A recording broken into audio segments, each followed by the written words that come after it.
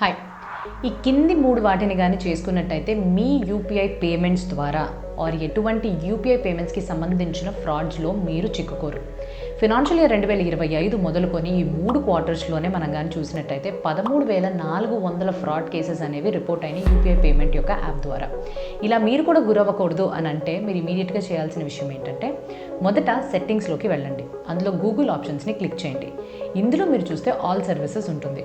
దాన్ని క్లిక్ చేసి కిందకి కానీ స్క్రోల్ చేసినట్టయితే ఆటో ఫిల్ విత్ గూగుల్ అనే ఆప్షన్ కనిపిస్తుంది. ఇలా కనిపించిన వెంటనే ఇది క్లిక్ చేస్తే మీకు 3 ఆప్షన్స్ అనేవి కనిపిస్తే మొత్తం అన్నింటినీ ఎనేబుల్ చేసుకోండి.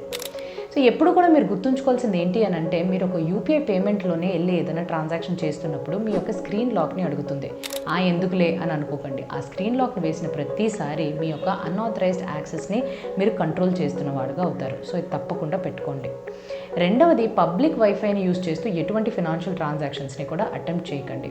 మూడోది, మీ యొక్క యూపీఐ పేమెంట్ యాప్స్లోనే ఎప్పుడూ కూడా సెక్యూరిటీ ఫీచర్స్ అప్డేట్ అవుతుండగా మీరు అవి అప్డేట్ చేసుకుని అప్డేట్లో పెట్టుకున్నట్టయితే మీరు ఫ్రాడ్స్ నుంచి దూరంగా మిమ్మల్ని మీరు కాపాడుకోగలుగుతారు. Thank you.